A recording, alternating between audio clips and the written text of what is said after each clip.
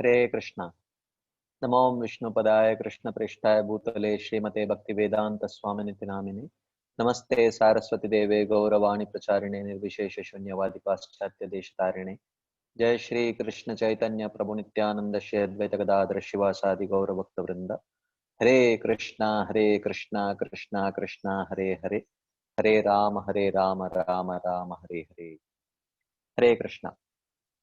So welcome back to the seventh session of Manasiksha that we are discussing. So I'm sending this recording across in order to make up for the last class, which was lost uh, because of internet connections. So I'm still in quarantine and I'm trying out various options. Let's hope that this video comes out better. So um, so we will start our discussion. So what we will do is, you can go over this video and then you can let me know through WhatsApp. If you have any questions, you can just pause the video. We will upload this video in that same YouTube playlist. So you can go to that same YouTube playlist and you can hear the discussion, seventh class in that. And if you have any questions, write it down.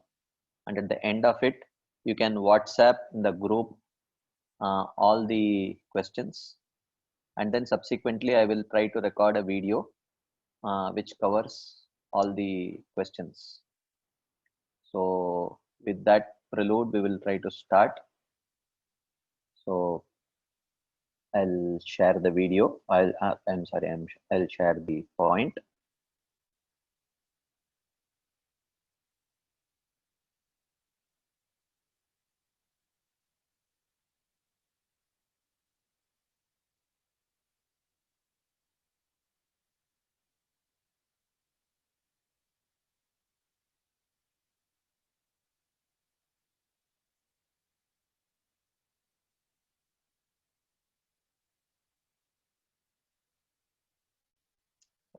Okay.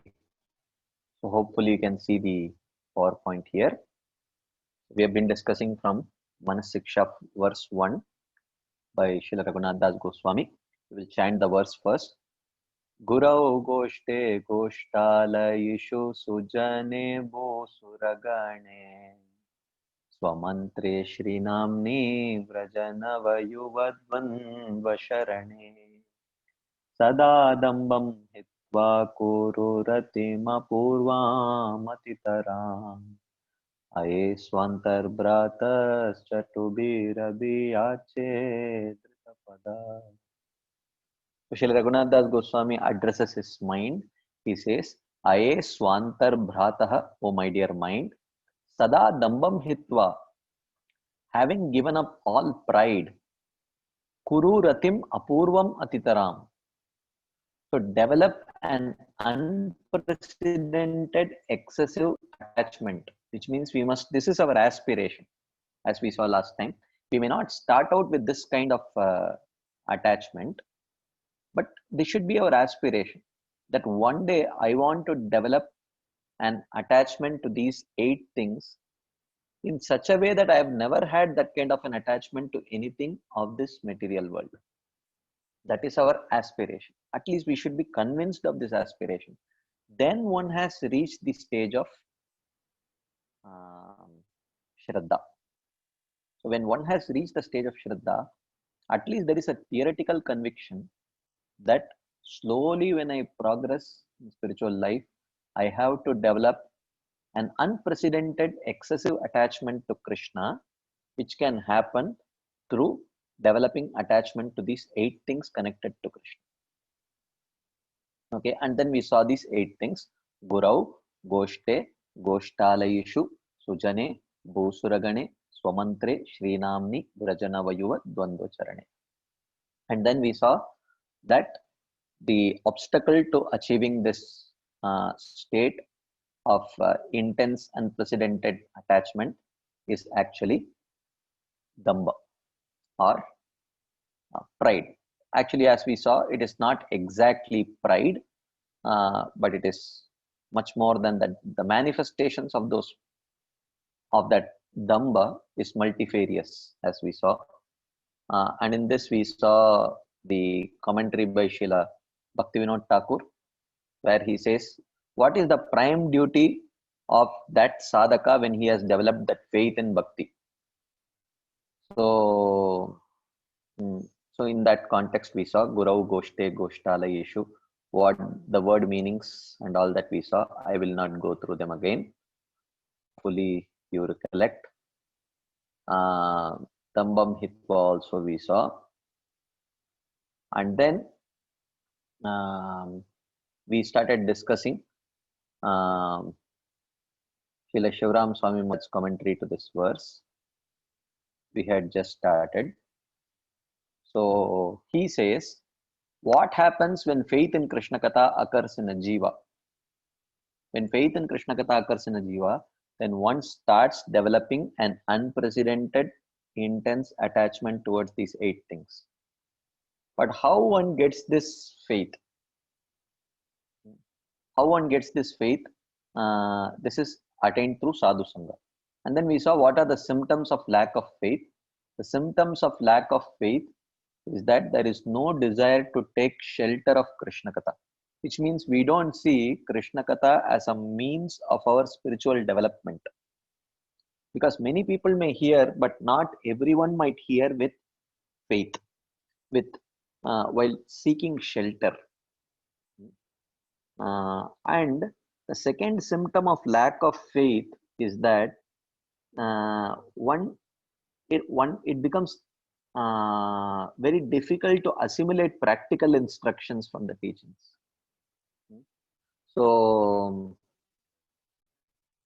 as I gave the example of my aunt last time, even though she had studied extensively and could quote left, right, center, the knowledge was there, but faith was lacking.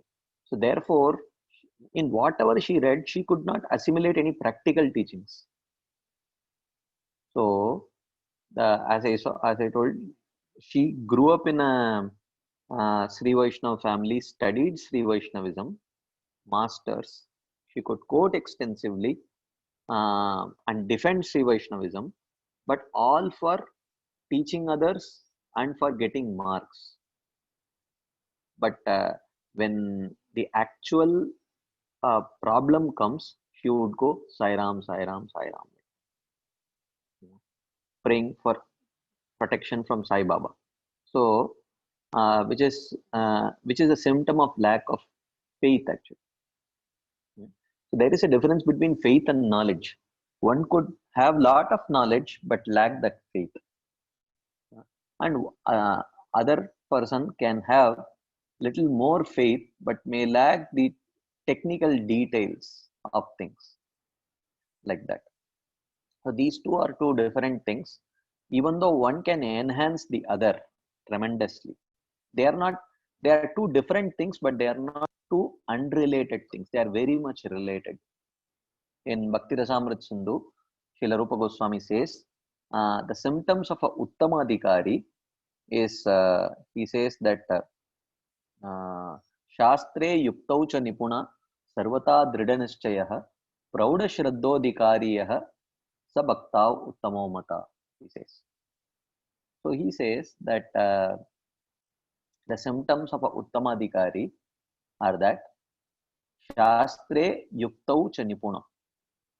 Nipuna means expert.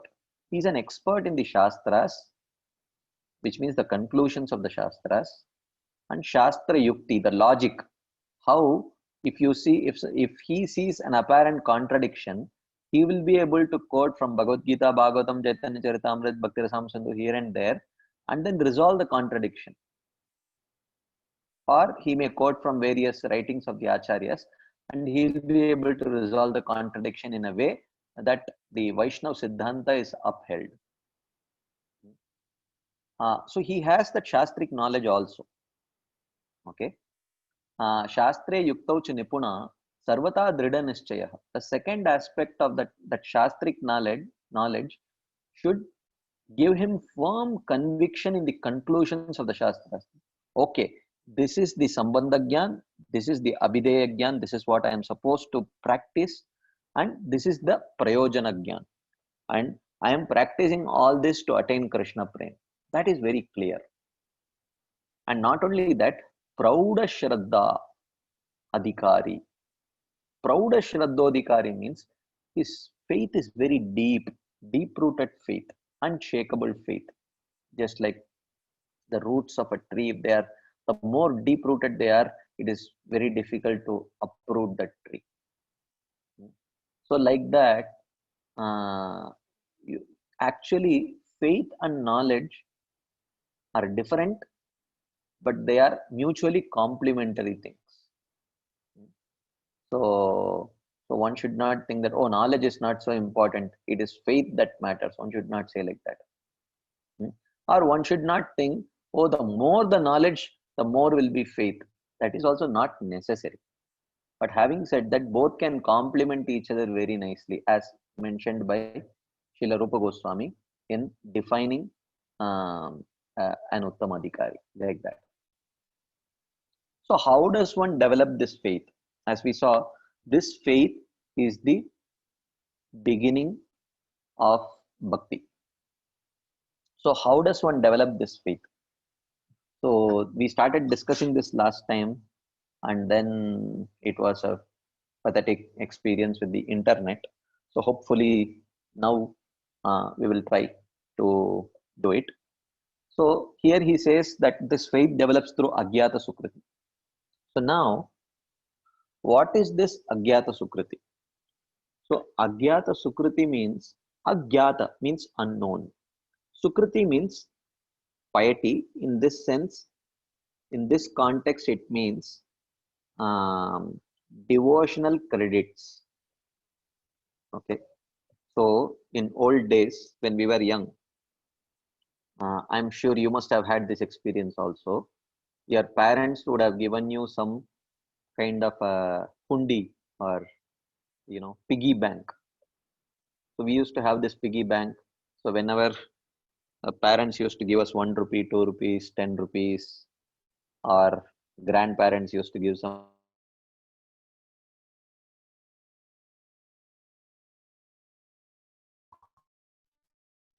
just to this is done just to inculcate in children the habit of saving for a higher cause.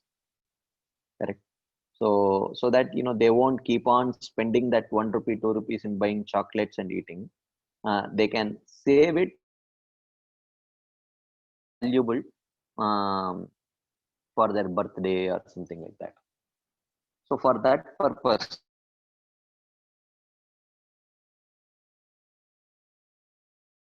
the when someone who is not a devotee, when he comes in touch with a devotee and appreciates something in that devotee,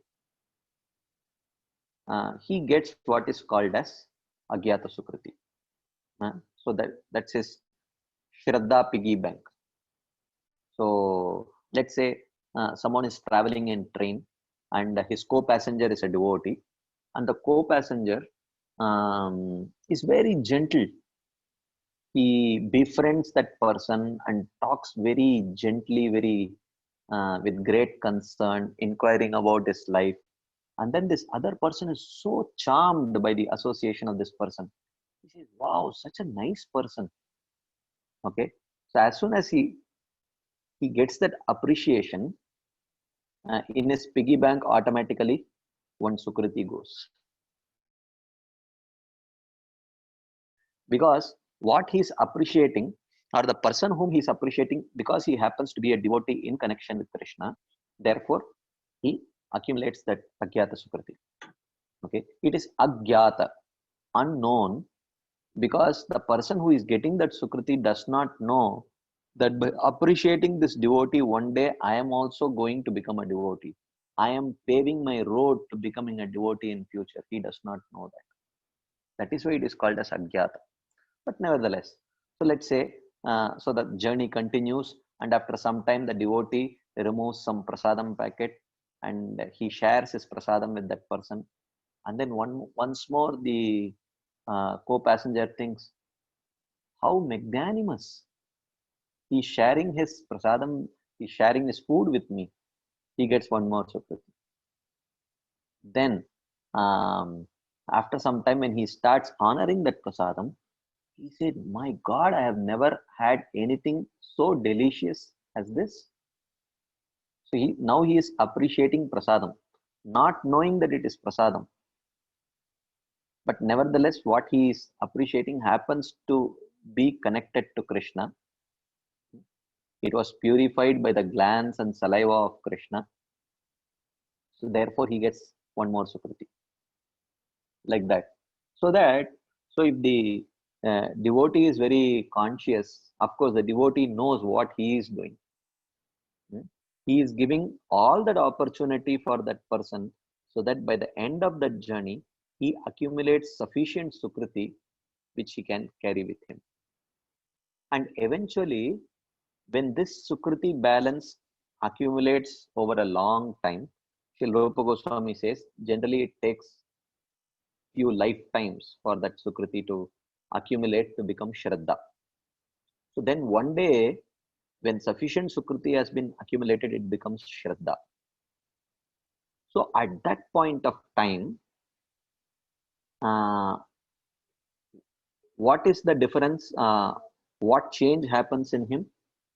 So when that Shraddha dawns, at that stage, he starts appreciating things and people for their inherent spiritual value. Till then, he was appreciating the food not because it was offered to Krishna, but because it was so wonderfully cooked. Okay, so he was appreciating a spiritual object, but for its material quality. He was appreciating a devotee for his material quality. Okay, not because he was connected to Krishna. But the moment this accumulation of Sukriti leads to Shraddha, when the threshold point is reached, so then he will start appreciating things for their inherent spiritual value. He will start appreciating the devotee because he is a devotee of Krishna primarily.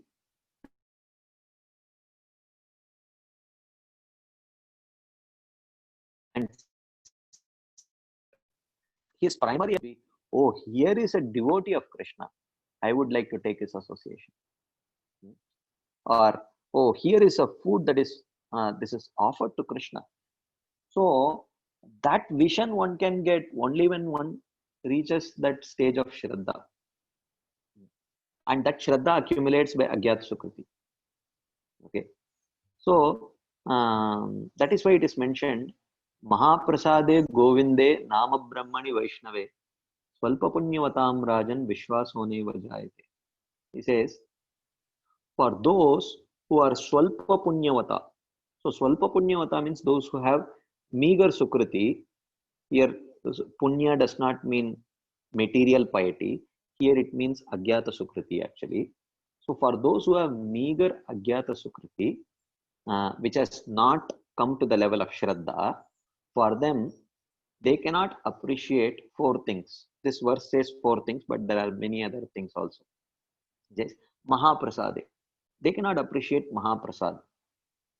So you show them, oh look, oh, this is Prasad and this is not Prasad.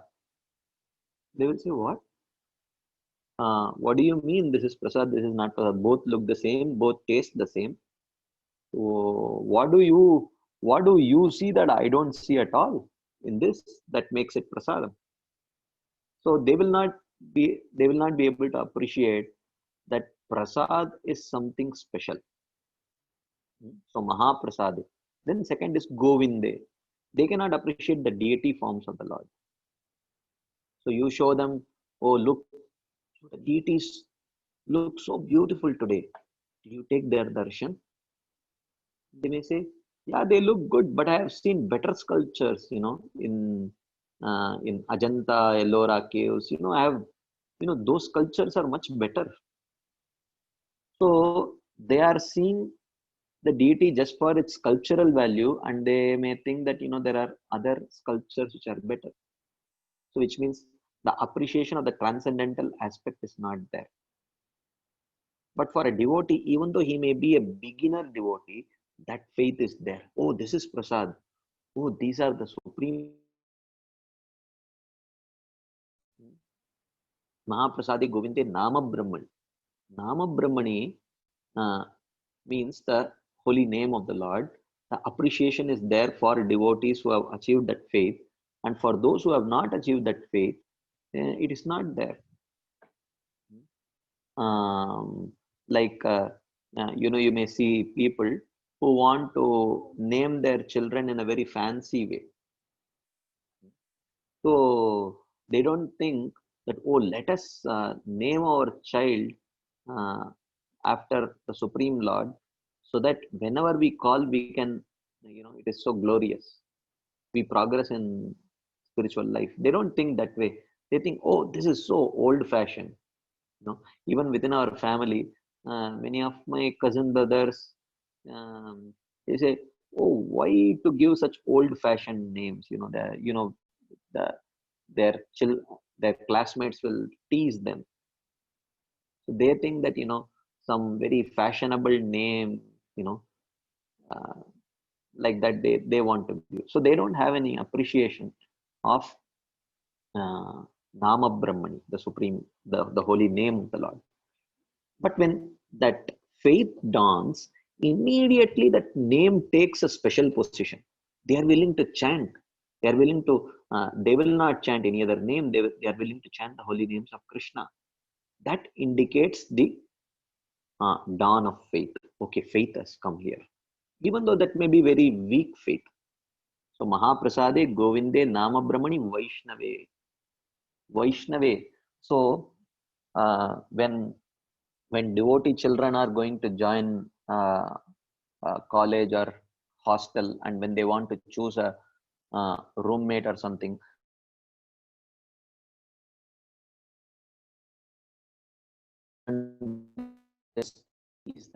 is there another devotee who has joined this college? Are there any other devotees living close by? Even though he need not stay in hostel, where will he get prasadam? So let us try to take a small house close by. Is there any other devotee living close by? Is there a base? Is there a voice?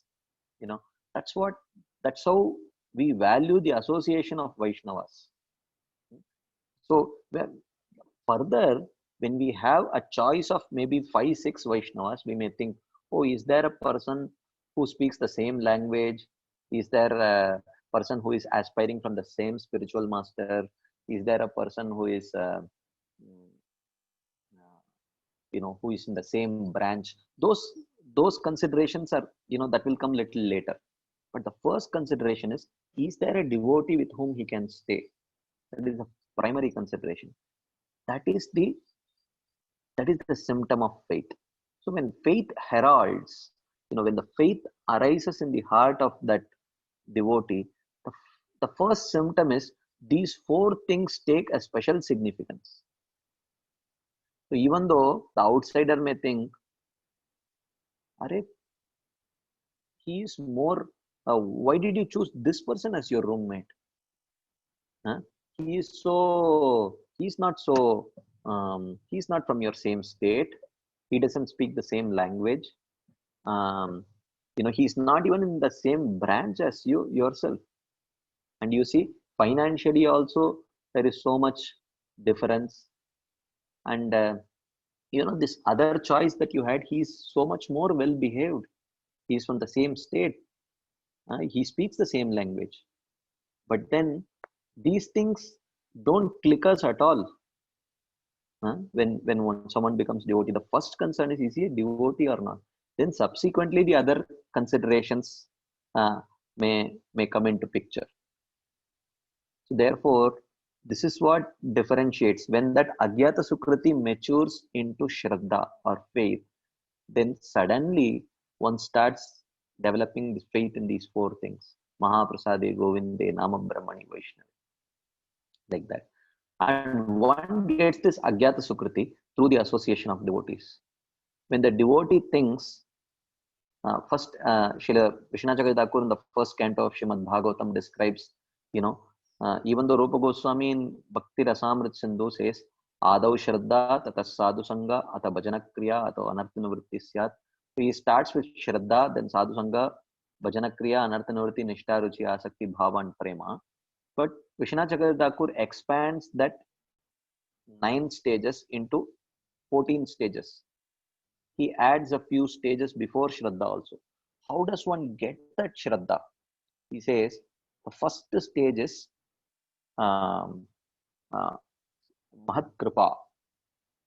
When a devotee feels compassionate towards another person. Like say we saw the example of the devotee traveling in train. He thinks, oh, another 24 hours journey. Let me try my best to make this person come one step closer to Krishna. So that compassion in the heart of the devotee is the first step. Then comes Mahat Seva. Then he engages that person in some kind of service towards Krishna unknowingly. Like the prominent service is Prasada Seva. So he honors the prasadam and appreciates it, or he engages him in appreciating that person only, because he behaves with him in such a gentle way. He develops genuine appreciation towards that person who happens to be a devotee, and he gets that sukriti. So Satam Kripa, Mahat Seva, then the third is Agyata Sukriti. So in this way he accumulates some Agyata Sukriti, and that Agyata Sukriti, when it accumulates, it eventually becomes Shraddha. So once, His Holiness, I have shared this many times before, so those of you who are attending, those of you who have attended my other courses, I have shared this before. Once His Holiness Bhakti Rasamrit Swami Maharaj was traveling in a car. So the car, and his servant was also traveling in that car.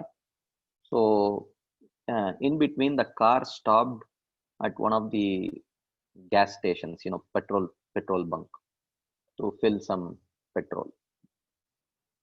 So the person who came to add the petrol, so the gas was getting filled, and Maharaj got down from the car, and he had a bag in his hand. He requested that person who was filling gas.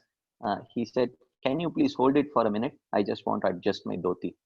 He said, "Okay," and then he held that bag. Maharaj slowly adjusted his dhoti, and then took that bag back, and he smiled at him, and he said, "Thank you very much." And that person was also very happy. He said, "You're welcome," or whatever. And the servant who was traveling with Maharaj, he was observing this carefully. And he was very confused. He said, "I am traveling all the way from Belgaum just to serve Maharaj, and I am just standing. It's not that I am holding 10 different things that Maharaj cannot request me to hold that bag. Why did he have to ask that Karmi to hold that bag?" So this was like a very, or even Maharaj could have kept that bag inside the car. Why did he have to ask that Karmi to hold that bag? So this question was deeply troubling him from inside. So they were going for a while, and then this question was eating him from inside, and at some point he could no longer tolerate it.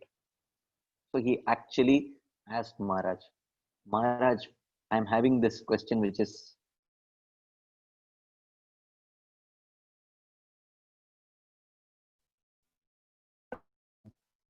here, give my life, Maharaj, can't I hold your bag? Why did you have to give it to that Karmi?" Maharaj said, "Look, this is a God-forsaken road. Generally, we are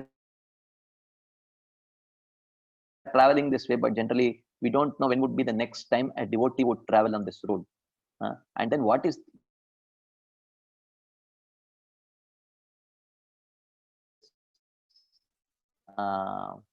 gas station, because there are so many other gas stations in between.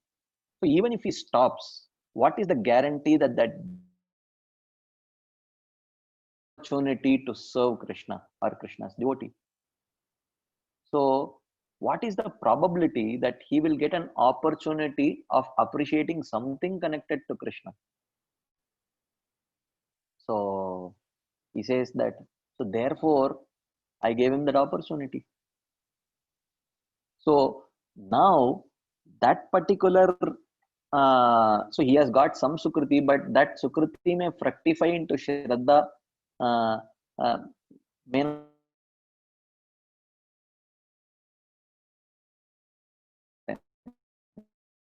on how further he gets the association of devotees. But nevertheless, Maharaj was very clear as to Maharaj was very clear as to uh, what preaching was. In all probability, he would not probably see that person again. And it's not that he was going to eventually take initiation from Maharaj or something like that. But he knew here is an opportunity for me to give that Sukriti. Let me drop that coin in his hundi. So he dropped that coin and moved ahead. So this is actually preaching. Preaching does not necessarily mean how many 16 rounders we make, how many counselees we make. That is not necessarily preaching. That is also one aspect of preaching. But that is not all in all. Every opportunity that we get to develop, to instill that appreciation in anyone, that is actually preaching. So which means while we are walking on the road, if we smile at another person and that person says, wow, he's such a nice person, he smiled at me today, that is preaching actually, because we are helping him develop that appreciation. So actually preaching means helping whomever we meet uh, appreciate, develop some appreciation towards something connected to Krishna. That is preaching. So therefore, if we have this understanding of preaching, uh, then we will never become, then we will understand that there is unlimited scope for preaching. So uh, there is unlimited scope. So we don't have to, we don't need any resources to preach in that sense. So we just need to have that desire that this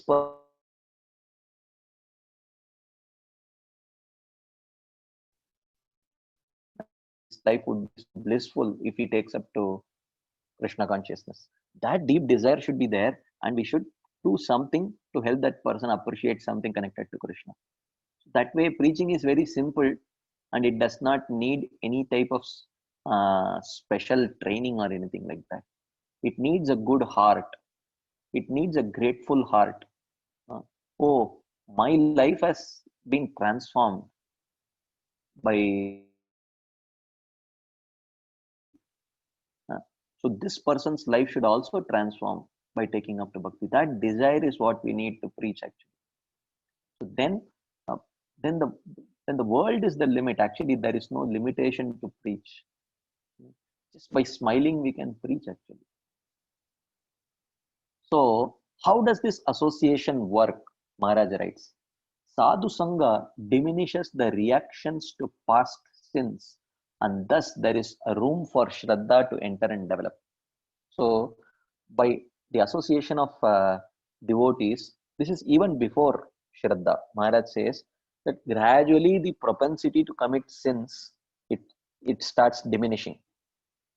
When that starts diminishing, then there is space created in the heart for Shraddha to enter.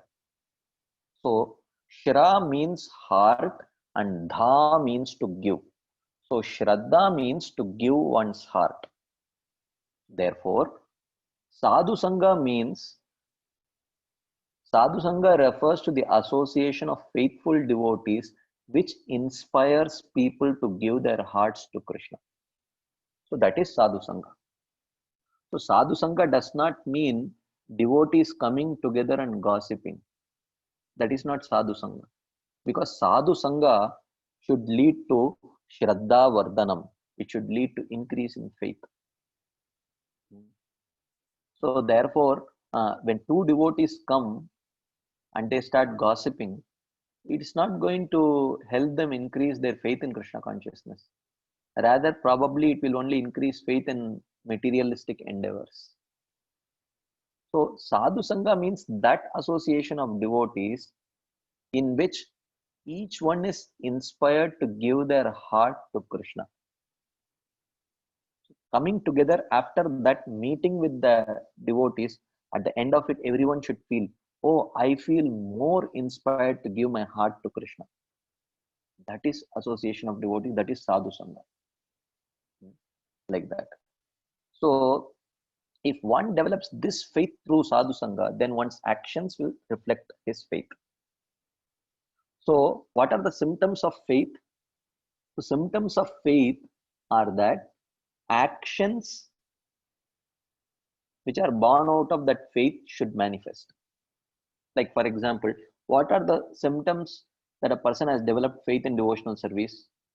Naturally, he will pick up the bead bag, or he will decide that one day I want to pick up the bead bag, and he will start visiting temple. He will start associating with devotees. So these are actions which reflect that faith. Therefore, as soon as faith develops, gradually or more immediately, depending on the strength of that faith, uh, actions reflecting that faith should start manifesting. So what are the actions which reflect that faith? First thing, the person thinks, oh, actually I need a guru. So we try to approach a guru, and we aspire to take initiation, siksha and diksha from that guru. Okay, diksha means we first accept the holy name Harinam, and then we may later we may accept the Gayatri mantra also. So therefore, now talking about Harinam and Gayatri, so we should not think that these are some ritualistic activities given for some material purpose. Arey, IPL में I want my team to win, so let me chant 4 rounds extra. So this is, uh, of course, if one wants to chant for that, the holy name will work for that also. But as devotees, we should not be using the holy name for that. So they are sublime. But due to lack of faith and knowledge, we don't appreciate the instruments and the means of worship we have been given. So the holy name and Gayatri mantra are the instruments and means of worship that we have been given. So when we receive our Gayatri, it gives us access to touch the bodies of the Supreme Personality of Godhead, massage him, bathe him, dress him, feed him, put him to rest, wake him up, uh, uh, so many other such activities for personally serving the Supreme Personality of Godhead. So Gayatri Mantra is that which acts as an instrument which gives us the qualification to personally serve the Supreme Personality of Godhead. Maharaj writes, sometimes we may do extreme austerities, puja, yagya, yantra, etc. for improving our worship. But this is foolishness. Everything is there in the Mahamantra. When we become further qualified by the chanting of the Mahamantra, that is, reach the stage of mode of goodness, we receive Gayatri Mantra, by which one quickly transcends the 3 modes. Actually, in our Gaudiya Vaishnava Sampradaya, to receive Gayatri Mantra means you are getting the qualification to perform Raganuga worship, which means personally you are going to serve Radha and Krishna. And ideally, ideally, even though in today's day and age, we see Gayatri Mantra, we may receive for more practical purposes. Like the temple has come, we need more pujaris. So, okay, give Gayatri Mantra. So we do that.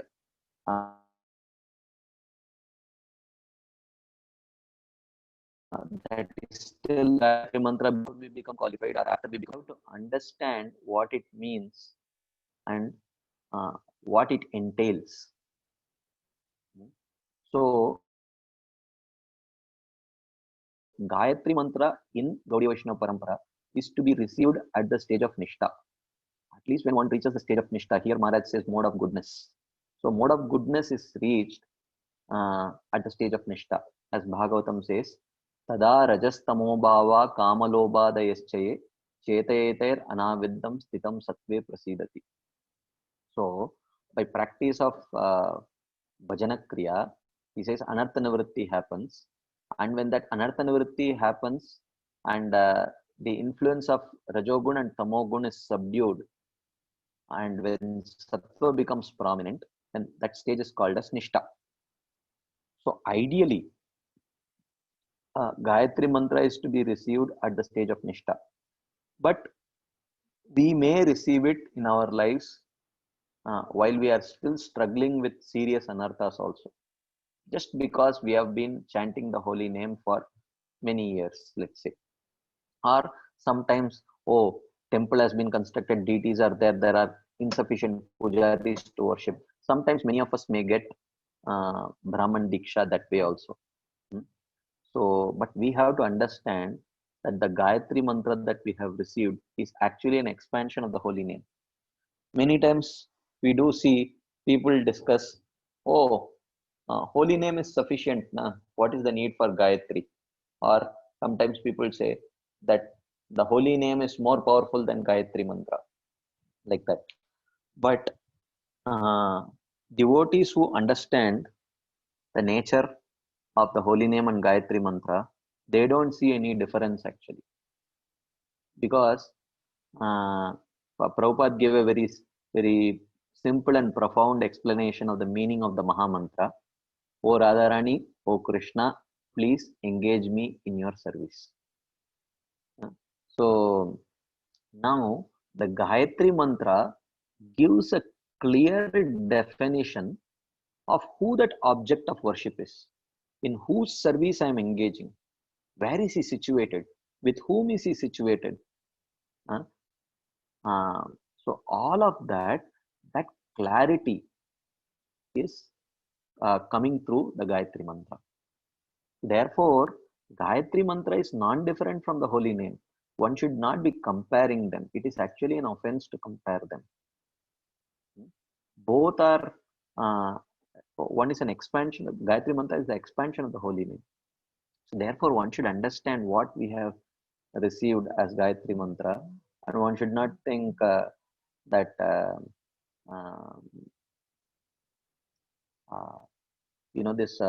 this Gayatri Mantra is just secondary. It's sufficient if I chant the holy name nicely. Gayatri Mantra, even if I skip sometimes, it's all right. One should not think like that. Through this worship, one's faith will mature and one will come to the position of practicing Raganuga Sadhana. So basically, Gayatri Mantra is, because the qualification for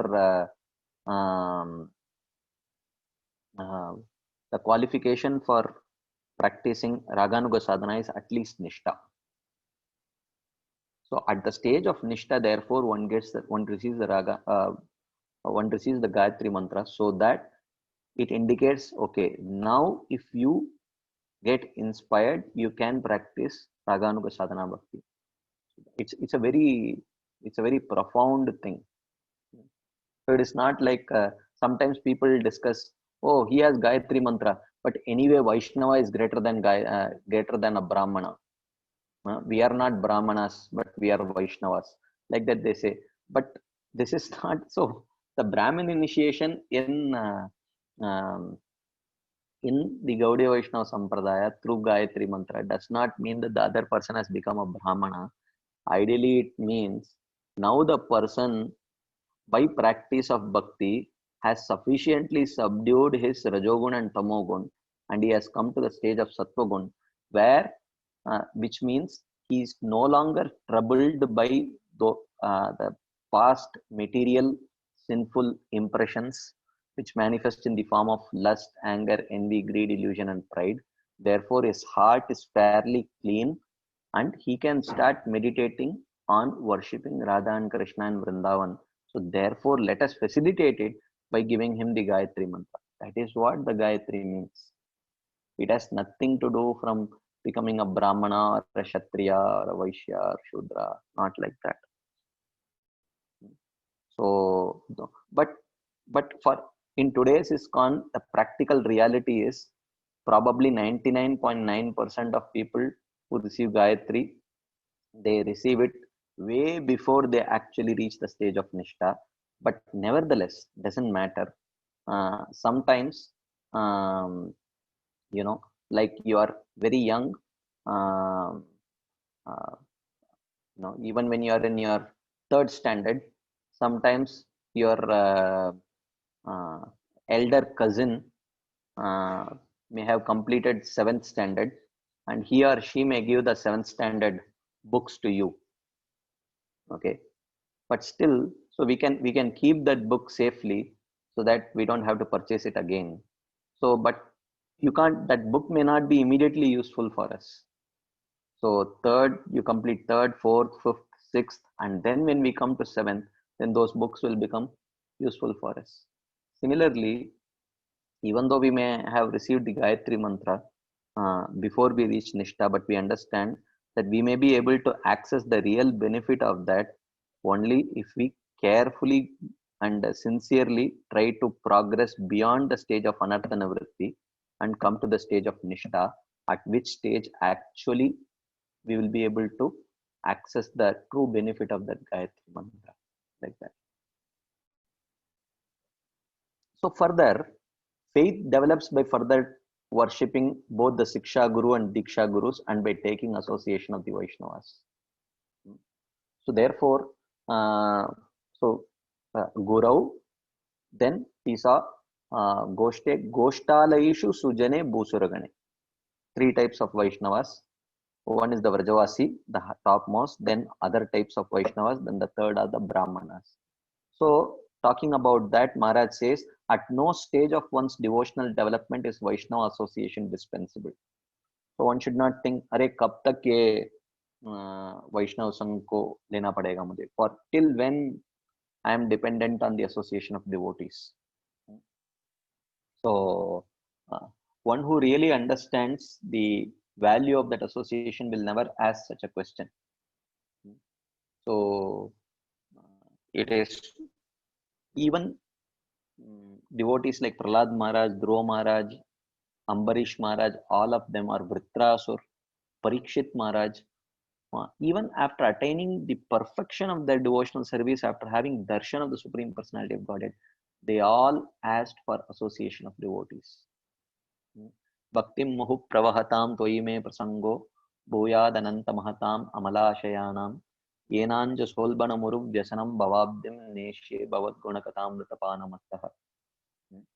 So, like that, Dhruva Maharaj offers his prayers that, my dear Lord, the Lord has asked me for any benediction. Dhruva Maharaj, while having darshan of the Lord, he says, my dear Lord, give me the association of those Vaishnavas who have great taste for hearing and chanting. Now, so therefore, Vaishnava association is not the means of attaining success. Vaishnava association is success actually. So, like that. The quality of faith that we develop is also dependent on the quality of Vaishnavas that we associate with. If someone's association threatens to reduce our faith in these 8 things, then we must carefully avoid them, even if that is devotees association. If we saw these 8 things, and many of you very wonderfully shared your reflections on how we can develop appreciation for these 8 things. But if in some association, if we are losing that faith in these 8 things or even one of these 8 things, then we should start thinking Uh, is this association taking me closer to Krishna? Or is it taking me away from Krishna? What is the symptom? If our faith in these 8 things is reducing, then we are moving away from Krishna. If our faith in these 8 things is increasing, then then that association is taking us closer to Krishna. So this verse can be analyzed through the 4 questions that Srila Bhaktivinoda Thakur asks. So this verse answers 4 questions. What are the 4 questions? First thing, first question: what is someone's duty as soon as he develops faith in the process of bhakti? The moment he receives that Shraddha, what is his duty? Answer is Sharane. Surrender to Krishna, take shelter of Krishna. That is his duty. Now, the second question is, how do I take shelter? What is the practical process of taking shelter of Krishna, surrendering to Krishna? What is the process? Answer is, surrender by developing love for Krishna. So when you develop love for Krishna, surrender is automatic. So in the Shastras, when Shastras talk about surrender, as Krishna says, Sarvadharman parityajya mam ekam sharanam vraja, ham tvam sarva papebhyo mokshayishyami ma shuchaha. So when he says that, when scriptures talk about surrender, or when Bhakti Shastras talk about the process of surrender, we should understand that surrender is a byproduct of love. So therefore,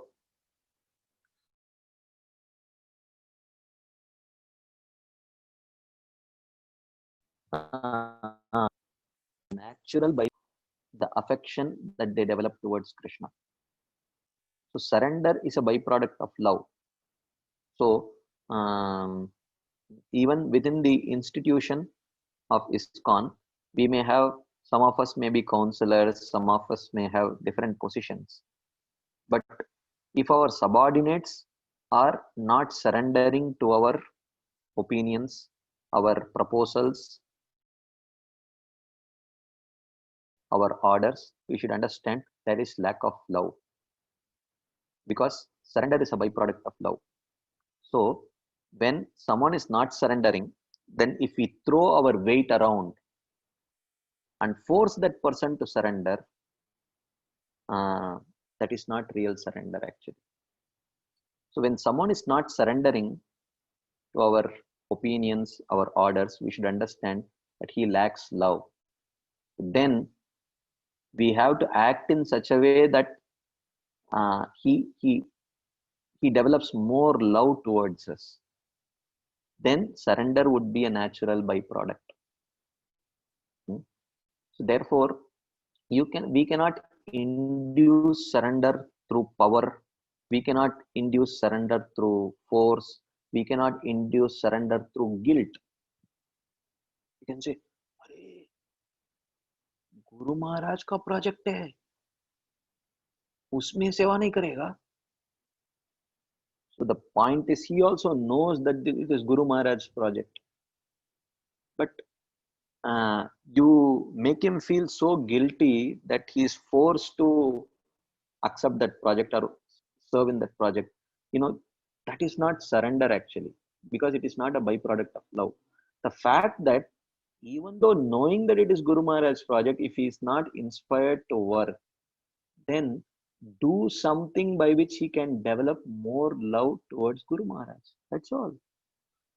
But rather by making him feel more guilty, we are taking that person away from his natural surrender to Guru Maharaj. We are taking that person away from developing genuine affection for the Guru Maharaj. So surrender is a natural byproduct of love and affection.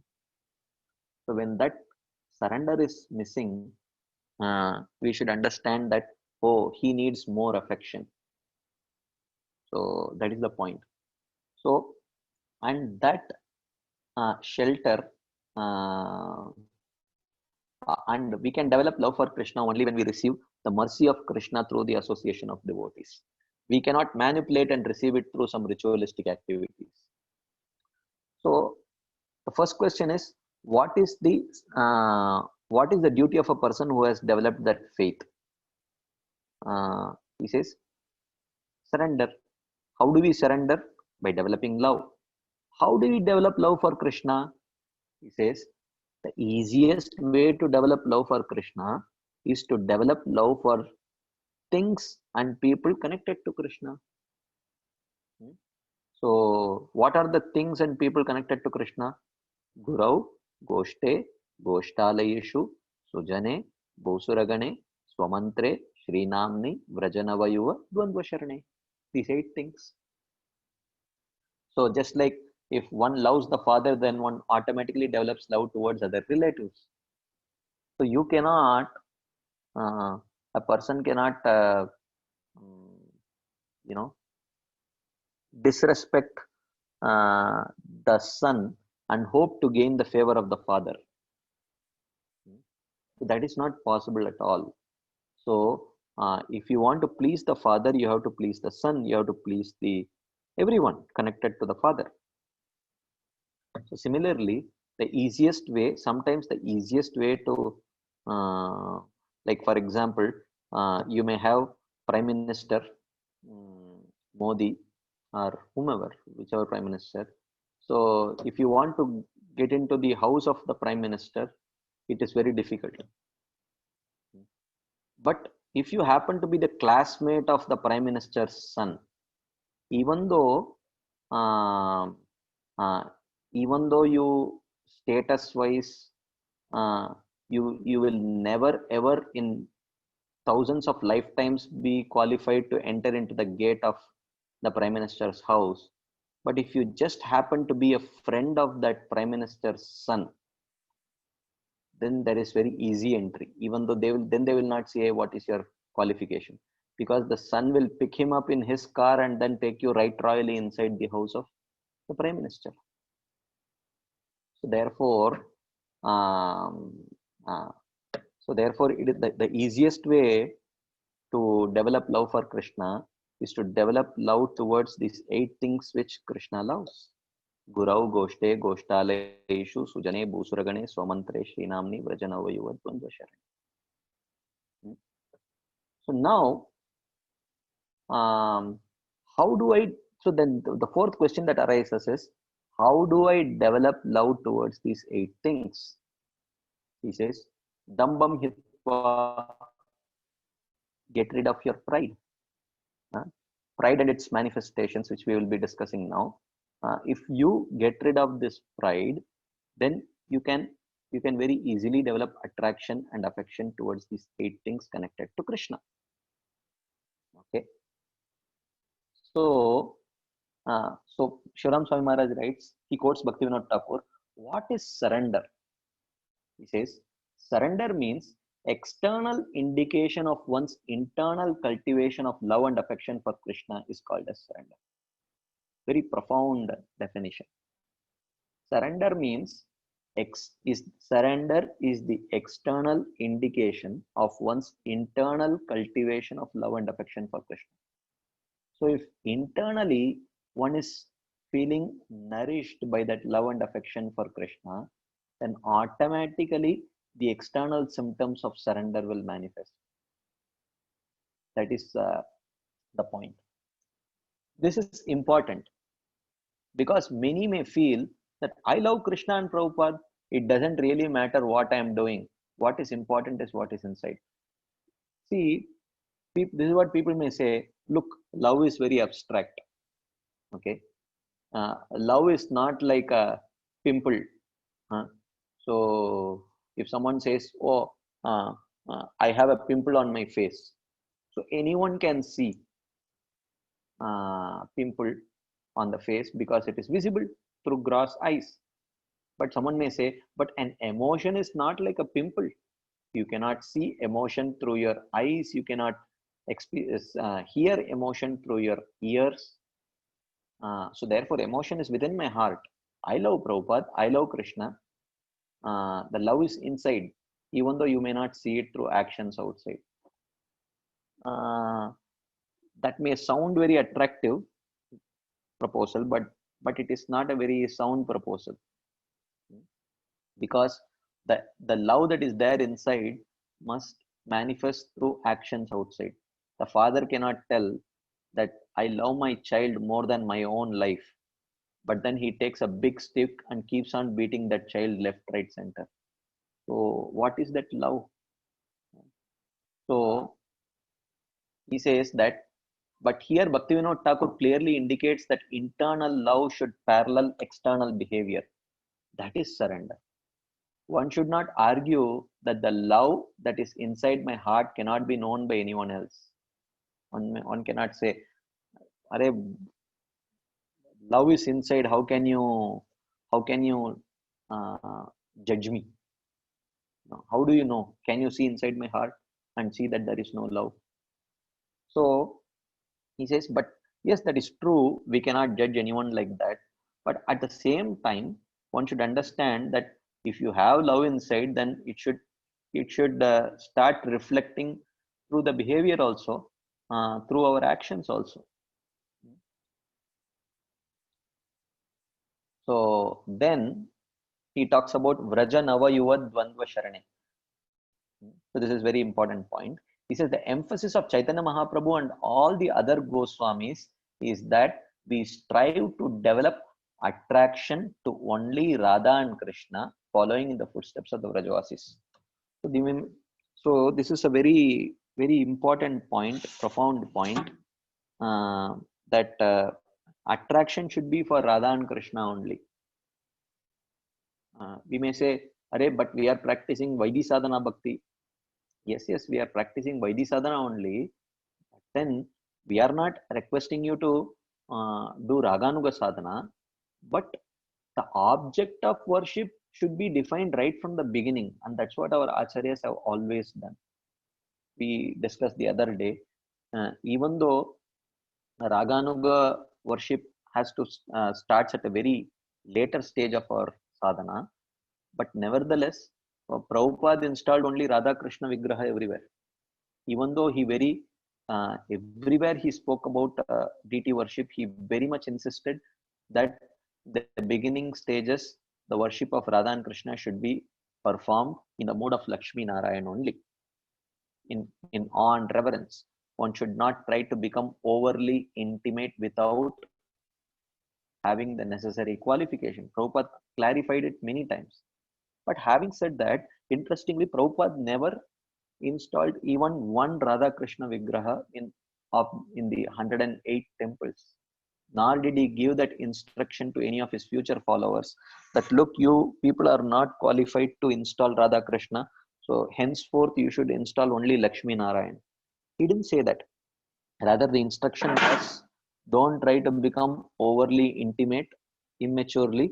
Try to worship them in the mood of Radha and Krishna. So that was the instruction, and which is correct. Therefore, and even here now very clearly, Raghunath Das Goswami, the very first verse of Manasiksha only, and interestingly, in every single verse of Manasiksha, he will indicate Vraje Radha Krishna, Vraje Radha Krishna, Vraja Nava Yuva Dvandva Sharane, like that.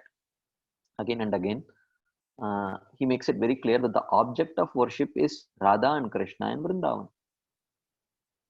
Because this is the unique thing that Chaitanya Mahaprabhu came to give. Chaitanya Mahaprabhu did not come to give Bhagavad Bhakti. He did not come to give Vishnu Bhakti. He came to give something very specific. Anarpita charim chirat karunaya avatirna kalau samarpayitum unnata ujjvala rasam swabhakti shriyam. So he came to give love towards Radha and Krishna and Vrindavan. Very, very specific. But of course, we approach this subject matter with great awe and reverence, like we would approach Lakshmi Narayan. That is fine. But the point is, we have to be very clear that the object of worship is Radha and Krishna only.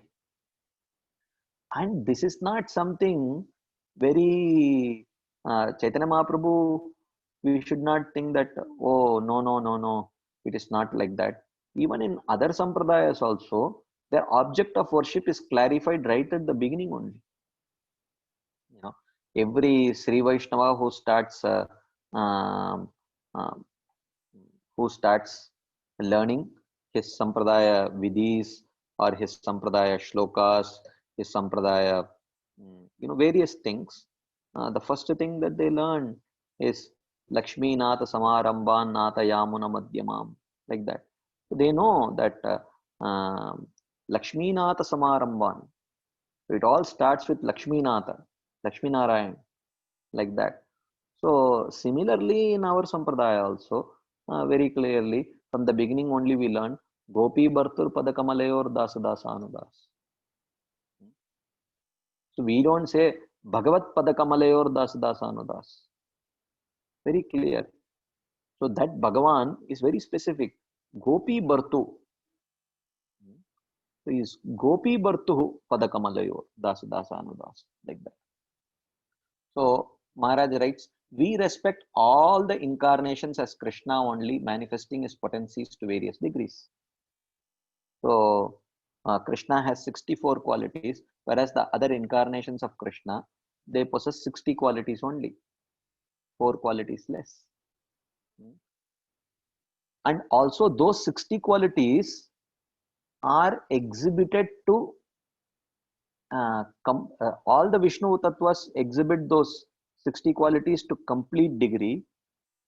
But Krishna exhibits those 60 qualities to most complete degree, more than even those other incarnations.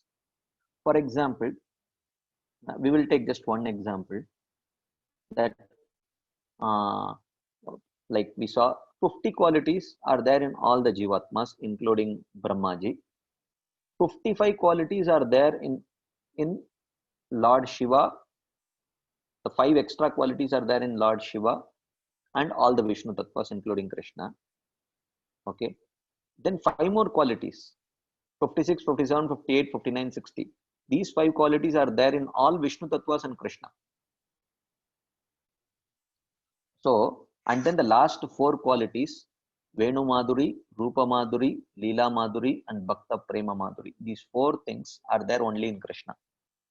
Okay. Forget about these 4 things. Even those 5 things which are there in all the Vishnu Tattvas and in Krishna, we will take one example from that, how Krishna exhibits even amongst those 5 qualities, Krishna exhibits those qualities to a superlative degree compared to the other incarnations. One of those qualities is Hatari Gatidayakam. Bhakti Rasamrita Sindhu says, Hatari Gatidayakam. Ari means enemy. Hata means to kill. Gati means a higher destination. Dayakam means he gives. So Hatari Gati Dayakam means Krishna or these personalities, the Vishnu Tattvas, whomever they kill, whichever enemy they kill, they get a higher destination. They give a higher destination for those enemies. So in other incarnations, it could be Swarga, or in some cases it could be Moksha, Sahyajya Mukti. Very rare cases. But in Krishna, whoever Krishna kills, they get moksha. And sometimes Krishna need not kill someone also. But if they take darshan of Krishna while dying, even though they may be enemies of Krishna, they also get moksha. This is not true with other people. Sorry, this is not true with the other incarnations. Yam iha, Bhishma Dev says in his prayer, Yam iha niriksha hatagata swarupam. Yam iha niriksha. So in the battlefield of Kurukshetra, the enemy soldiers, while dying, they looked at the face of Krishna and they died, and they also attained liberation. Krishna did not personally kill them at all. So therefore, when we see other incarnations, we respect them as Krishna only, manifesting his potencies to varying degrees. The incarnations exhibit Krishna's potencies to varying degrees of depth and extent. Okay, but Krishna only exhibits these potencies to the ultimate degree. Therefore, Krishnastu Bhagavan Swayam. Therefore, Krishna is Swayam Bhagavan. Therefore, developing attachment to Radha and Krishna is the highest achievement and the specific gift of Chaitanya Mahaprabhu. Okay. So our object of worship must be very clear.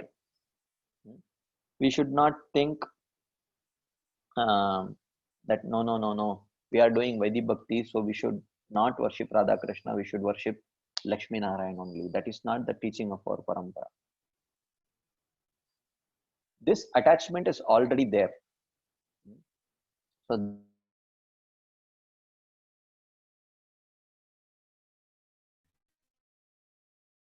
Charitamrita also, Nitya Siddha Krishna Prema Sadhya Kabanoy, Shravanadi Shuddha Chitte Karaya Uday. So, yeah, Nitya Siddha Krishna Prema, the Krishna Prema or the love for Krishna is already present within the heart of everyone. Shravanadi Shuddha Chitte, by Shravanam, Kirtanam, Vishnu Smaranam, Pada Sevanam, Archanam, Vandanam, Dasyam, Sakyam, Atma Nivedanam. By these practices, when the heart becomes purified gradually, then that Krishna Prem starts manifesting. Okay. But the Babaji Sampradaya believe that receiving the seed means to receive one's Swarupa during the time of initiation. So we discussed the importance of Manasiksha in detail, that essay by Srimati Urmila Mataji, where we saw the various ways in which this external path was misused. So the Babaji Sampradaya are those who misused and misunderstood and misused the external path.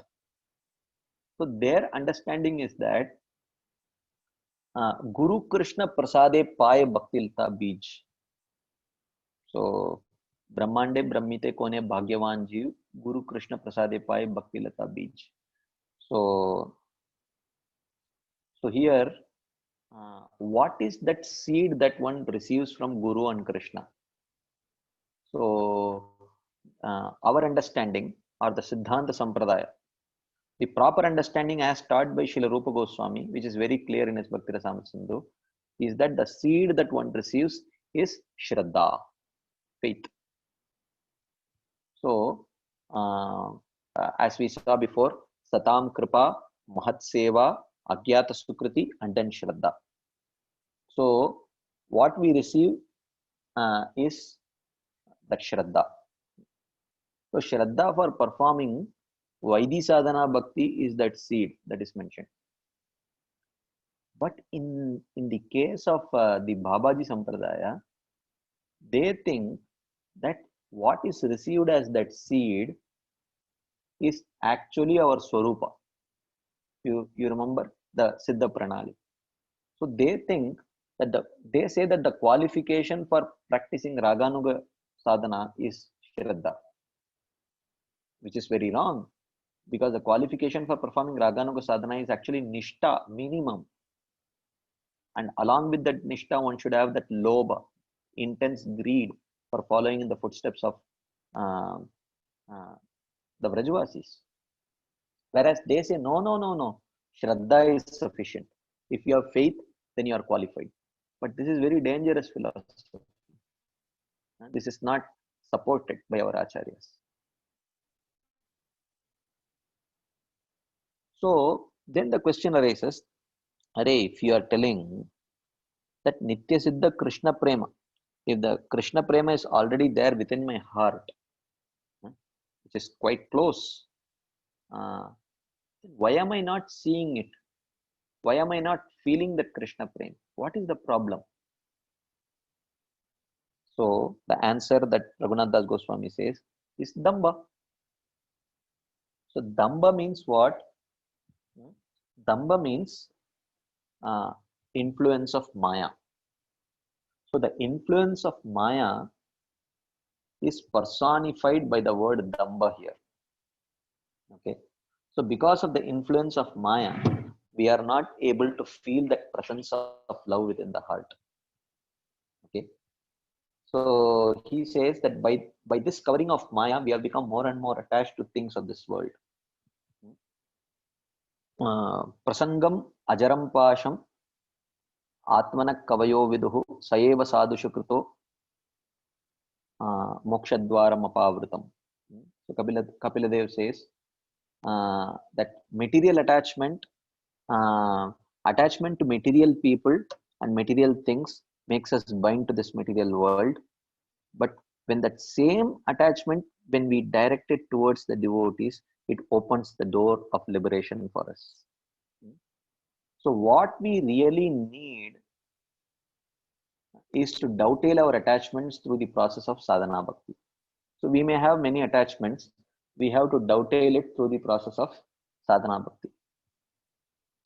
So talking about dovetailing, if you see the whole um, gamut of Vedic, um, uh, the Vedic paths, which are indicated by Goshtalayishu Sujane Bhusuragane. So Goshtalayishu refers to the Vrajavasis, Sujane refers to the general devotees, and Bhusuragane refers to the Brahmanas. If you take these three words and try to understand what they indicate, the word Goshtalayishu indicates those at the stage of Bhava and Prema Bhakti, spontaneous devotional service. The word Sujane indicates Sadhana Bhakti.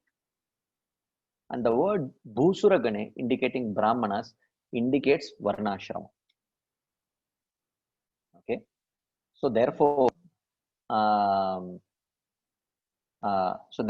if you see Varnashrama, Sadhana Bhakti, and or Vaidhi Sadhana Bhakti and Raganuga Sadhana Bhakti, or even you can say even Bhava and Prema Bhakti, all of them, Maharaj says,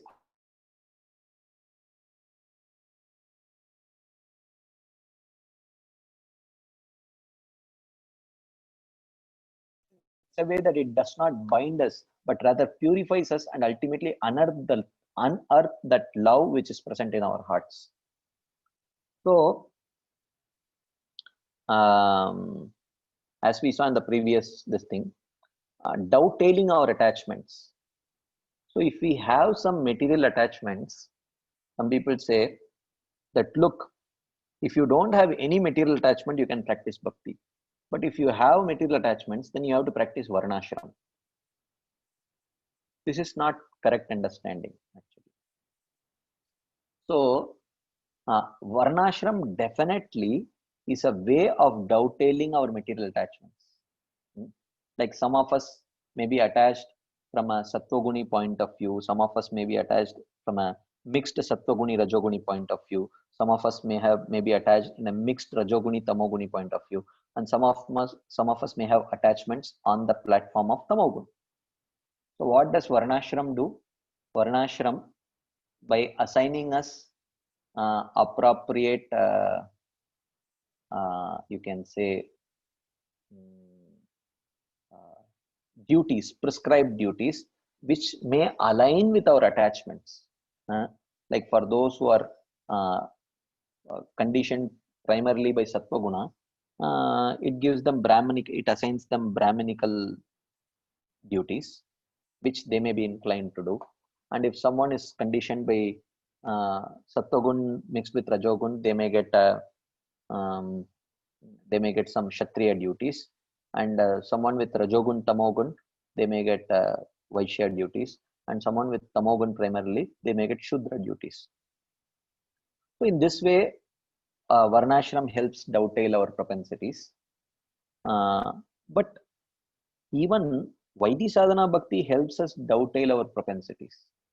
That is what Srila Rupa Goswami says in Bhakti Rasamrita Sindhu, where he says, after discussing the 64 limbs of devotional service, he says, why is it that some devotees choose Shravanam, some devotees are very attracted to Kirtanam, some devotees are very attracted to deity worship, Archanam. Why is it that different people get attracted to different limbs of devotional service?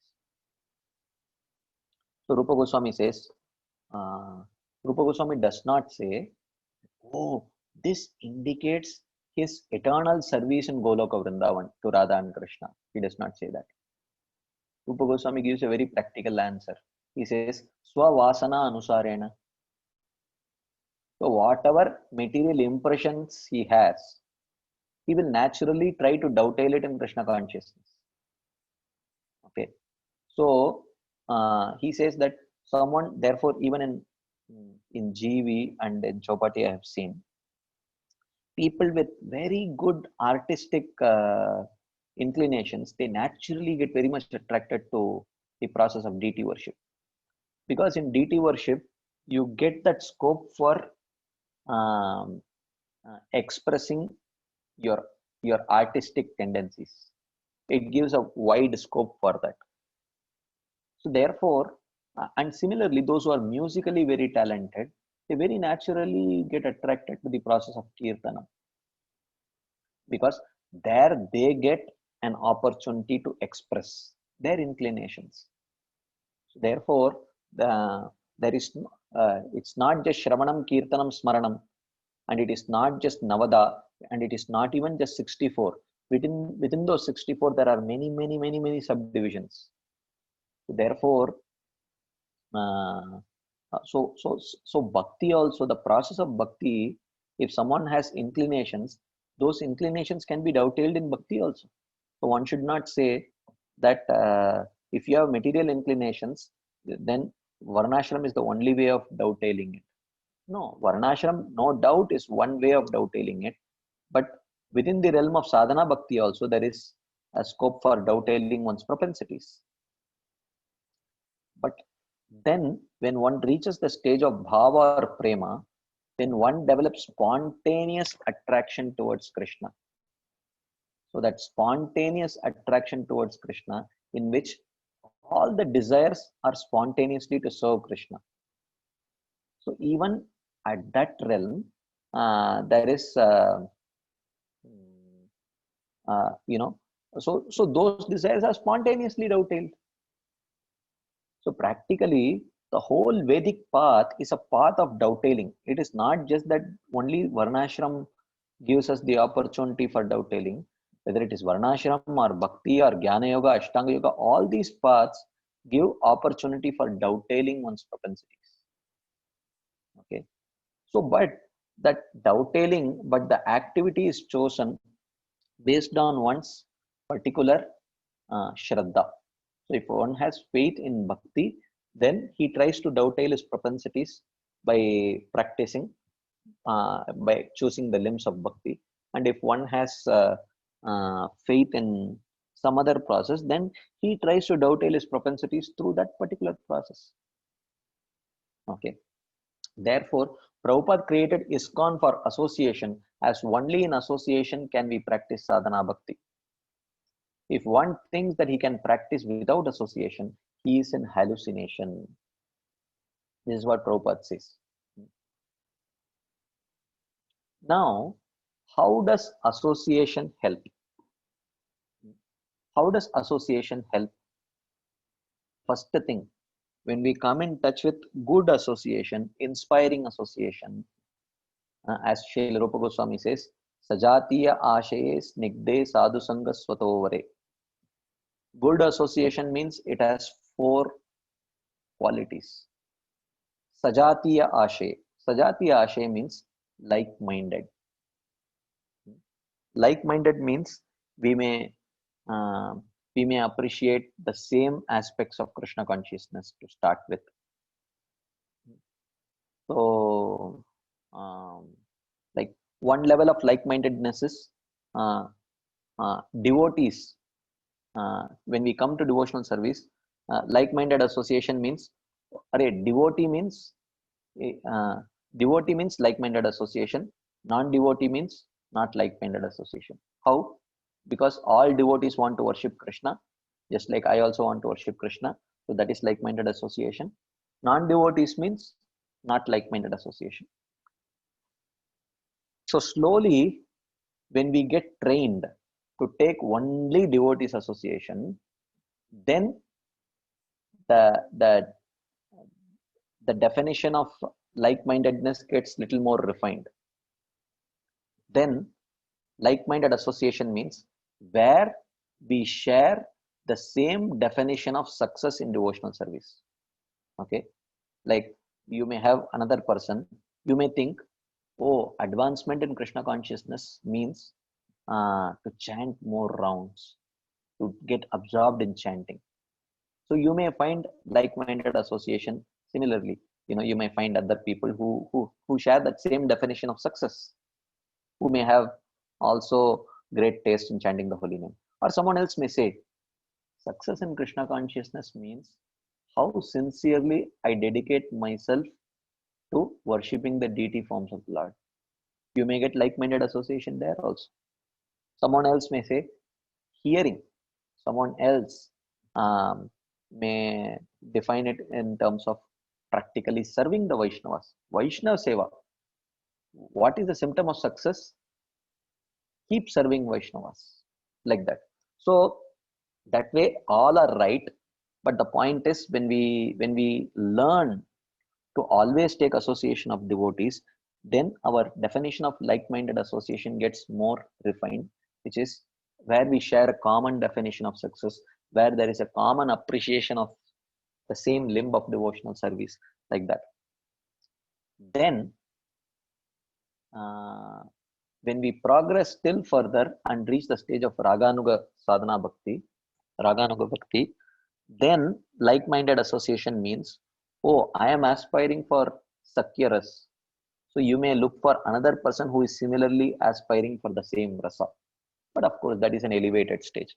So in this way, as and when one progresses, the definition of Sajatiya Ashe, like-minded association, keeps on getting more and more refined. So this is the first aspect of good association. Elevating association is Sajatiya Ashe, like-minded. Second is Snigde. Snigde means affectionate. So two people may be like-minded. Both of them may aspire for, they may have the same definition of success. But if there is no affectionate relationship, then they may start competing with each other. They may start envying each other. Okay. So the second aspect of good association is not only should you share the same definition of success in Krishna consciousness, but there must be an affectionate bonding between the two. Both should be a genuine well-wisher for the other person. The third aspect of good association is sadhu sangha. So there may be like-mindedness, there may be affection, but it should be devotees association. Okay, because two people may be like-minded, they may like to watch cricket, and both of them may have a very great affectionate bonding between each other, but that is not considered as association, because it must be sadhu sangha. That is the third aspect. And fourth is swato vare. Swato vare means that association should be more elevated. That person must be more elevated than us. That is one understanding of swato vare, better than oneself. Or second understanding is it must be a mutually elevating association. So two people come together, they associate, they discuss, and at the end of 1 hour, 2 hours, both of them feel, my God, I feel such a tremendous inspiration to practice Krishna consciousness. Like that. So that is swato vare, mutually elevating association. So if these four elements are there in a sangha, then it is called as sadhu sangha. So in such an association, Hridaya Granthi becomes slackened, which means our material attachments start becoming very weak. And then we start getting more and more tangible faith in the process of hearing, chanting, etc. Okay. So now, then he talks about what are the symptoms of good hearing. We have already seen this. Symptoms of good hearing means assimilation of instruction as one hears is the good symptom of hearing. So as and when when we are hearing, if you are able to assimilate the essential instructions that come from that katha,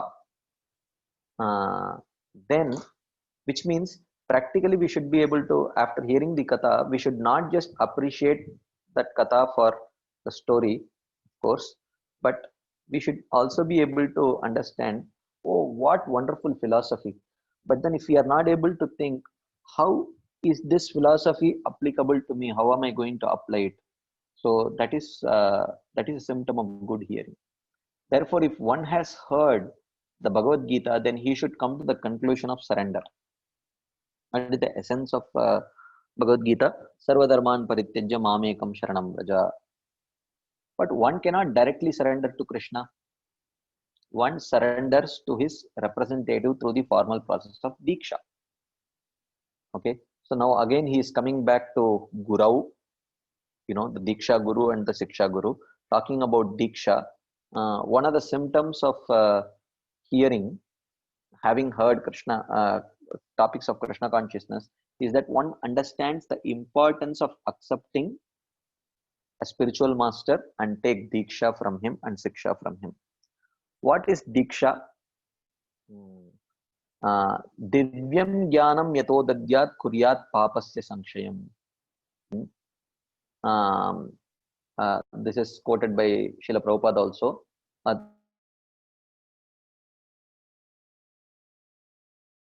This is when where the spiritual transcendental knowledge to the disciple, and Kuryat Papasya Sanshayam, and he accepts his karma, takes away his karma. So that is Diksha. Through Diksha, one receives a mantra through which one can always worship Krishna within his mind. So, Manasa Seva. So Manasa Seva is a very elevated process. So then for assisting us in our Manasa Seva, we get the Diksha mantra. Therefore, ideally, the Diksha mantra is received at a very elevated stage. So now Diksha means we receive the process, the sadhana we receive at the time of Diksha. What are we supposed to do? What are we not supposed to do? So, and this sadhana helps us spiritualize our attachments. How does it do? So,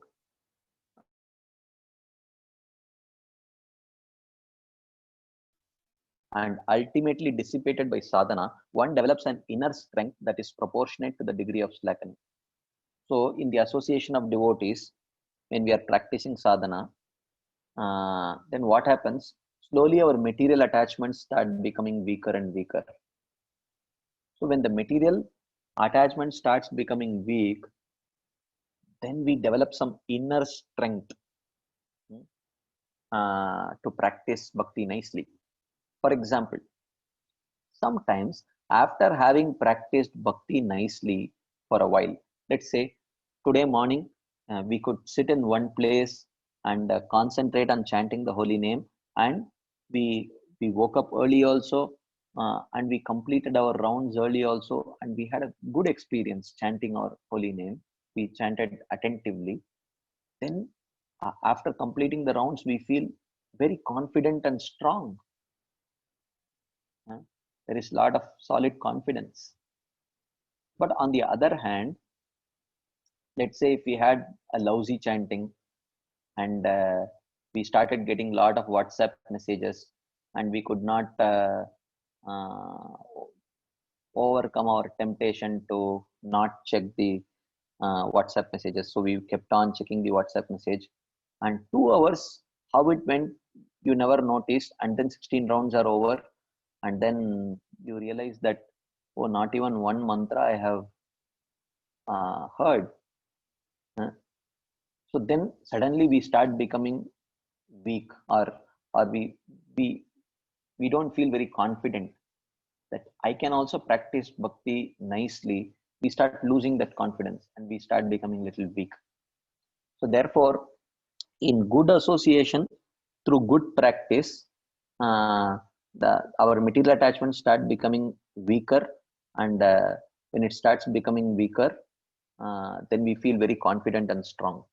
But in bad association or in no association, when our practice is poor, then uh, then we start losing that confidence and we start feeling weak. Okay, we can feel this inner strength in other advanced Vaishnavas also. For example, in Prabhupada's strong presence, we could feel his confidence and his strength of practice. This vibration is a manifestation of Krishna's internal potency. The result of this development of inner strength is that it attracts the mercy of Krishna and Vaishnavas. So, by practicing um, good practice, uh, we start becoming more confident and spiritually strong, and the spiritual strength and confidence attracts the mercy of Krishna and Vaishnavas. And when the mercy of Krishna and Vaishnava comes, then um, then it increases our uh, it makes us more potent, and we start practicing still better sadhana, and that still better sadhana actually mm, increases our confidence and our strength, and that increased confidence and strength attracts more mercy of Krishna and the devotees. And then with that additional strength, we practice sadhana still better. That still better sadhana increases our confidence and spiritual strength, and it starts attracting more mercy of Vaishnavas and Krishna. So in this way we get into an just like we have a vicious cycle, this is an auspicious cycle or a virtuous cycle. So you take one wrong decision you take, and then you go into the downward spiral. Okay, you decide to chant with your smartphone on while watching your WhatsApp messages. Then at the end of it, you feel very weak and less confidence. That lack of confidence and weakness, it does not attract any further mercy. Then that lack of confidence and lack of strength makes us still more vulnerable to the temptations, and then our sadhana becomes still more bad, and then we lose more confidence and we become more and more weak, and then in this way we get into the vicious cycle. But somehow if we take the uh, advantage of good association and somehow try to reverse this trend, okay, uh, do good sadhana in the association of good devotees, uh, and then the trend starts getting reversed. We get into the auspicious cycle. You do good sadhana, you start feeling more strength and more confidence, which attracts more mercy of Krishna and Vaishnavas. That gives additional strength to practice still better sadhana. Then after which you feel still more confidence, still more strength. Like that, the whole cycle gets reversed. So the point is, the key is good association. So if somehow ekaki amar nahi paye bala harinama sankirtane. So alone we don't have any strength. We can anytime slip into the vicious cycle. But if we somehow take shelter of good association, we can reverse the trend. So this is such an inspiring thing. All it takes, basically, constantly there is some domino effect which keeps happening. I'm sure you all know about domino effect. There are like a pack of cards which are arranged, and then you touch one card, um, one falls, the next falls, the next falls, the next falls. That way everything falls. Like that. So like in the tal tree, in tal 1, when he was when Dhenukasur was thrown on one of the tal trees. One fell on another, another fell on another, another fell on another, another fell on another, like that. the whole Tal one was destroyed like that. So similarly, this domino effect is there. So in the absence of devotees association, we can get into the negative domino effect. And in the presence of powerful association, somehow we can get the good domino effect going. So how much ever we are fallen, our current practice may be so pathetic, but if somehow by taking association, good association, powerful, inspiring association, sajatiya ashe snigde sadhu sanga swatovare, that kind of association, then we can slowly get the good cycle, the auspicious cycle.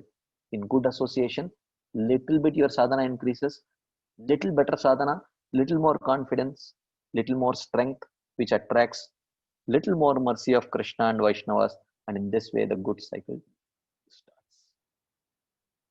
Therefore, on one side the endeavor of the devotees, and on the other side the mercy of Krishna and Vaishnavas. Both are important for progress. But sincere endeavor is what attracts mercy. So they are connected. So in the material realm, as we saw one of the days, there are 5 factors of success. Bhagavad Gita says, Adhishtanam tata karta karanam cha pratak vida vividascha pratak cheshta daivam chaivatra panchamam. 5 things. Okay. Of course, the body, the karta bhav and all that. But the last 2 are cheshta and daiva. One's own karma and endeavor. So in the material realm, the success of a particular activity depends on one's own karma and one's own endeavor, and both are not connected in one sense. So how much ever one may put effort, one may not get success if the karma is very poor. But for a devotee, endeavor, that karma is replaced by mercy. So it depends on his endeavor and mercy. But the interesting thing is that endeavor actually attracts mercy. So the more the endeavor, more the mercy that comes. So they both are very powerfully connected. Okay. So one becomes the cause, other becomes the effect. So therefore, in one sense, everything depends on his endeavor. You may say, no, we understand everything depends on mercy. Yes, ultimately everything depends on mercy. But if your endeavor can attract that mercy, if your sincere devotional endeavor can attract that mercy, then ultimately everything depends on our endeavor. That is why Narada Muni tells Vyasadeva, Tasyaiva hetoho prayateto kovido nalabhyate yad brahmatam uparyadaha tallabhyate dukkavadanyata sukam kalena sarvatra gabhira ramhasa. Therefore, my dear Vyasadeva, you should have recommended a process which is bhakti. You should have recommended the process of bhakti where every endeavor is a successful endeavor. Endeavor is successful because the endeavor will attract mercy and mercy will get that job accomplished. So therefore, today we have discussed about this auspicious cycle. I will do a very quick recap of what we have seen today, and then I will end today's discussion here. We started with discussing that okay. So that when faith develops in Krishna Katha, then naturally he develops attraction to the 8 things, and one gets this faith by the association of devotees. And we saw the symptoms of lack of faith, which means no desire to take shelter of Krishna Katha and inability to assimilate practical instructions. And how through the association of devotees one accumulates Agyata Sukriti, and by that accumulation of Agyata Sukriti one gets Shraddha, we saw. That was the next topic. And how in the association the sinful tendencies they diminish, and gradually one space gets created for Shraddha, by which one is inspired to give his heart to Krishna. That happens. So he says that, and as soon as one gets faith, we saw that his actions should reflect that faith. Okay. So, and what are those actions? Those actions are accepting a guru, accepting diksha, accepting siksha. These are those symptoms. Okay. And then while accepting the Mahamantra and Gayatri, we should have proper understanding of what we are receiving. We saw that what we are receiving is actually an opportunity or the medium to actually perform higher worship. So, and we also saw in this context that the Gayatri mantra is a natural expansion of the holy name, and it gives a clear definition of whom we are trying to worship. And we saw that in the Gaudiya Vaishnava Parampara, Gayatri mantra is received, ideally should be received at the stage of Nishtha, when one becomes qualified to perform Raganuga Sadhana. Okay. So then we saw that this verse answers 4 primary questions, essential questions. First is, what is someone's duty as soon as he gets faith in the process of devotional service? The answer is surrender to Krishna. Second question, how does one surrender to Krishna? What is the process? He says, you can surrender only to such a person in whom you have love, for whom you have love. So then how to develop that love for Krishna? By developing love for things and people related to Krishna, the 8 things. Then how will I develop love for these 8 things? By giving up dambam. Okay. So therefore, in trying to understand surrender, we saw surrender is the external indication of one's internal cultivation of love and affection for Krishna. So therefore, as soon as internal love is there, it should reflect in one's external activities also. Okay. And then we saw the importance of Vrajanavayuvad Dvandva Sharane. How our acharyas right from the beginning, even though in the beginning stages one is expected to practice Vaidhi sadhana only, but nevertheless the object of worship is very clearly defined as Radha and Krishna. That is what Chaitanya Mahaprabhu came to give. Okay. And then we saw, if Krishna Prem is already present within our heart, then why we do not feel it? We do not feel it because of the influence of Maya, which is indicated by the word Dambam. Okay. So we do have many material coverings, and these material coverings can be dovetailed in a spiritual way through either the process of Varnashram or Vaidhi Sadhana Bhakti or Raganuga Sadhana Bhakti, depending on whatever is one's qualification. Okay, that is what is indicated by the words Goshtalayeshu, Sujane and Bhusuragane.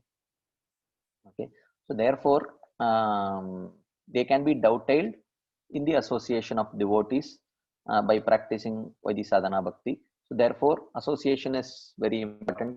That's what we saw. And how does this association help?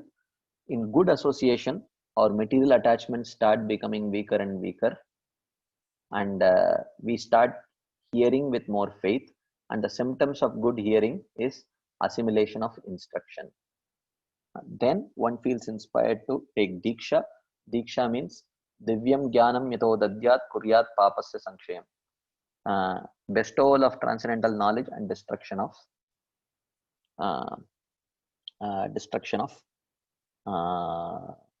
karma. So then how this sadhana helps spiritualize the attachments? In this context, we discussed about the auspicious cycle and the inauspicious vicious cycle. In the association of devotees, how we can feed off each other's spiritual energy and then perform a very good sadhana, which increases our confidence and spiritual strength, which attracts more mercy from Krishna and Vaishnavas, which further enhances our enthusiasm for doing good sadhana, and in this way the good cycle starts. But in the absence of that association, we get into the inauspicious vicious cycle. Okay, so this is where we ended our discussion. So basically, mm, thank you very much for your patient listening. So kindly do one thing. Once you have heard this, I am sure you must have noted down some points, discussions, questions that you have.